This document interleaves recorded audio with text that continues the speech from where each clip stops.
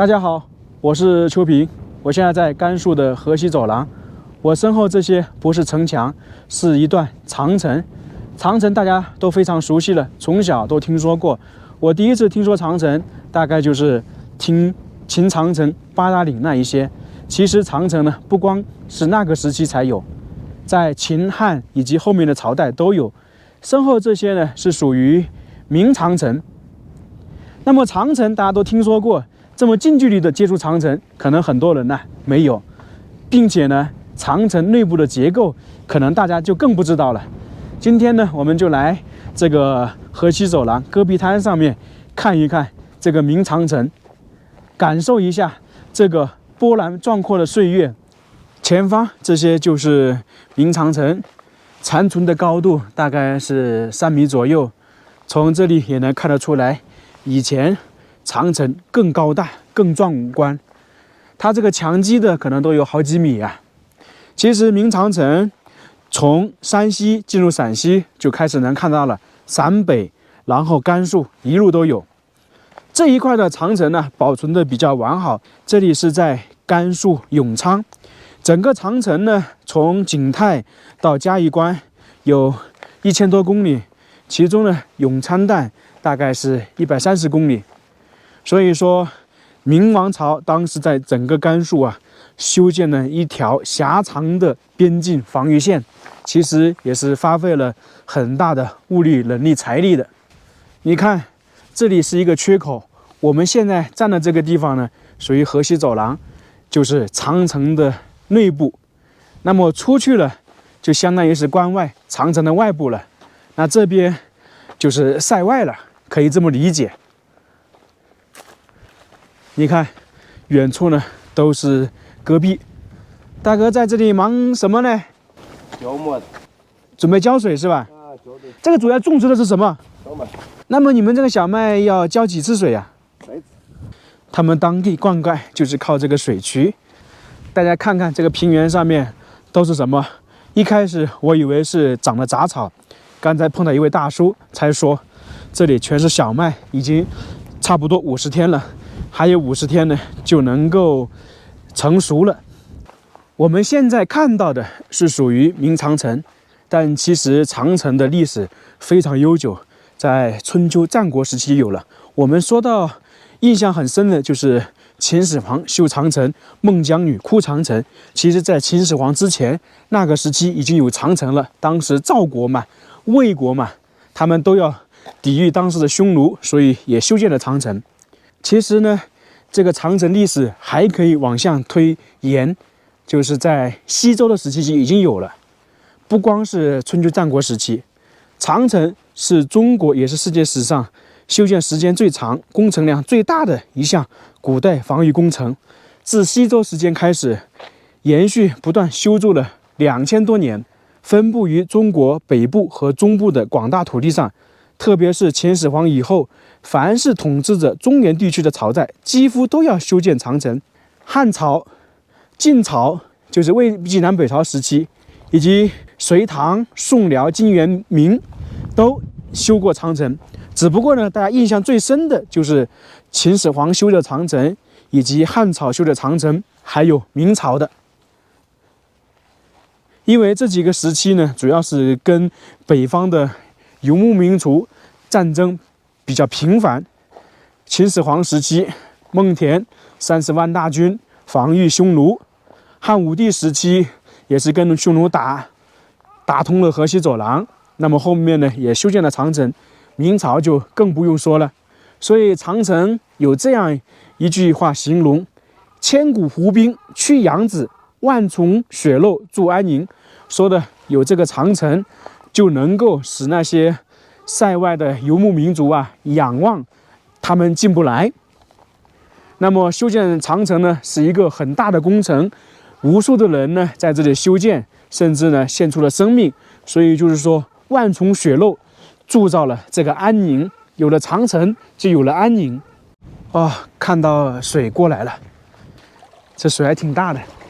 到这里就去了农田，如果这边灌溉满了，就把这里挡住，从那边过去。水渠都是这样的，因为这些地方比较干旱，只能通过水渠明长城是明朝在北部地区修筑的军事防御工程，亦称边墙，因为属于边疆嘛。这就是明长城。明长城修建的时间呢，其实比较长。自从朱元璋创立了大明王朝，把元朝灭亡之后，他就在北边开始修建一些长城。不过那个时期呢，可能是小打小闹，因为从朱元璋到朱瞻基时期，大明王朝的实力是远胜那个退居塞外的那个元朝。当时他们已经分裂为瓦剌鞑靼嘛，所以那个时期呢，他们修建长城也没怎么正视，只是说在一些特定的地方修建一些关口跟长城。但是事情总会有转折的。在明朝朱祁镇的时候，发现了一个土木堡之变。当时朱祁镇带领几十万部队去打那个瓦剌，但是啊，最终失败了，一去不复返，皇帝还被抓了。从这个时期开始呢，明朝和草原游牧民族呢攻守发生改变了。就明朝从这个时候变成守势了，而游牧民族就开始变成攻势了。那这个时候呢，就开始大规模的修建长城，因为怕他们入侵嘛。一直修到嘉庆末年，总共大概修了差不多130年。其实从朱祁镇时期开始啊，游牧民族有好几次都打到了北京附近了。你看看这个长城修得多么宏伟！其实从有这个长城，也能够看得出来，中原王朝当时是多么害怕游牧民族啊！明朝是如此，汉朝是如此。尽管说有时候实力很强，能够打退那个游牧民族，但是往往中原王朝隔了一段时间呢，就会发生变化。说到底呢，他们对这个游牧民族啊，确实害怕。长城修好了，大家觉得有没有用呢？其实花费这样大的人力、物力、财力修建长城，肯定是有用的。但是有时候又说它没有用，也可以。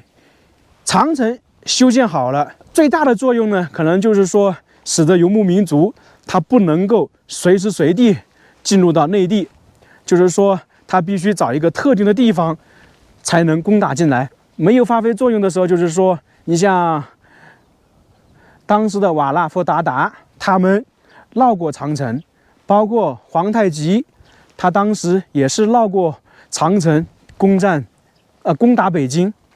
所以说有时候又觉得它没用。不过呢，长城总体来说作用呢还是大于坏处的，因为你这样的话还是可以减少损失嘛。你如果没有长城，游牧民族想什么时候攻击就什么时候攻击，想从哪个地方都行。但是有了长城，起码的话不会受到全线侵扰。长城我们已经说了这么多，现在呢，我们就来看看长城的内部结构是什么样子的。因为很多人他听说过长城，但是呢，没有真正来长城边上走过。这一块的长城跟其他地方有点不一样，上面有个烽燧，下面呢比较大，这里应该是一个关口一样。为什么有烽燧呢？你看我们长城被这个山挡住了，看不到外面。然后那个高处呢放一个烽燧，如果游牧民族从这边过来，在那个烽燧那里就能看到，能够示警，就提醒整个长线沿岸的人说有敌人来了。烽燧啊，一路都能看得到，只要在山顶上面都有，相当于我们说烽火台示警用的。然后这里的长城呢，感觉是有2层一样的，这里的宽度起码有6、7米啊。这些长城全部是用泥土建造的。很多人可能都会问，长城不是用砖吗？为什么会用泥土呢？这是跟周边的环境有关。你看，这都是戈壁，基本上没有石头或者是砖的，那么只能用黄泥土了。我们走过去看一下，它这个长城跟修建城墙是一样的，都是属于夯土结构的。在这里呢，也能看得出来，这是一层一层叠加上去的，这个每一层大概是20公分左右。这个黄泥土呢，也并不是说直接在地上把黄泥弄起来，经过暴采暴晒，就加工之后才一层一层的把它夯实压实。你看，经过了几百年，这个长城上面还寸草不生，光秃秃的。大家有没有这样近距离接触过长城？这个墙基非常宽呢，有6、7米。我感觉啊，它这一块呢是分为2部分的，在外面是单独夯实的，然后这边又是夯实的，明显的有分开的痕迹。几百年了，仍然是这样的。这明显的看得出来一层一层的，真的是古代的一种智慧呀。在这个地方也能够看得清楚，是分为2部分的。不知道外面这个是不是后期加盖的？因为在明朝万历时期，由于张居正改革，当时明朝的财政实力啊有了很大的提升，所以在那个时期，我们可以看到很多这种军事要塞或者是城墙，他们进行了包砖形式的，就是里面是黄泥土，外面呢弄了一层砖包上去了。在陕北能看到很多。那么这些地方全部用砖包起来不现实，是不是加厚了？有知道的可以说一下啊。你看，它这个长城不光是地面上我们说的夯实了，其实在底下它也有夯实过。为什么会这样呢？其实你如果说游牧民族来进攻，它如果底下往里面挖的话，没有做地基的话，那这个长城就很容易倒。所以呢，它当时我们看到是平面，但是呢，它这个夯土肯定打下了底下几米。也就是说，长城比方说总共外面看到是5米，但是加上地下的话，可能8到10米。我猜想可能是这样的。特别是明朝修建这种大型工程，都是有个验收的，合格或者不合格，他们有人去看的。不合格要受到处罚。大家如果去南京的那个城墙上看的话，很多砖上都有名字的，就谁建造的、谁施工的、谁监督的都有。这里又是一个大的缺口。长城经过了这么长的历史，肯定会有一些缺口的。你看，走过去呢，也都是戈壁滩。像这一块呢，我估计呢也是没有游牧民族过来的，因为整个都是连绵一片的山脉。那么游牧民族他要进攻的话，肯定也会选择一些好的地方。我现在就靠着这个明长城，大家有没有这样近距离过啊？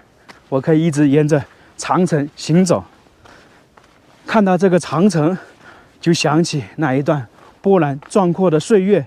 尽管说我们没有经历，但是呢，平时看资料、看影视，都能够有一些体会啊。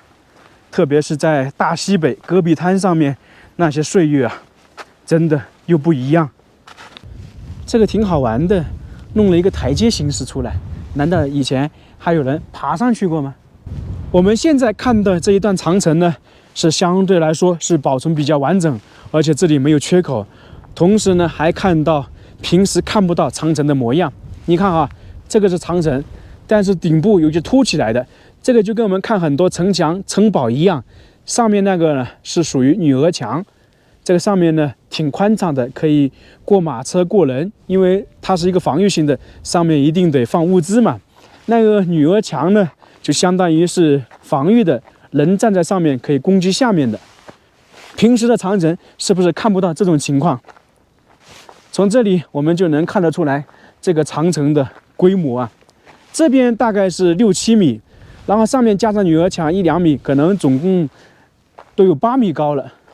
我们再看一下这个长城的内部，然后就去看前方一个堡字，应该是当时驻守长城人员休息的地方。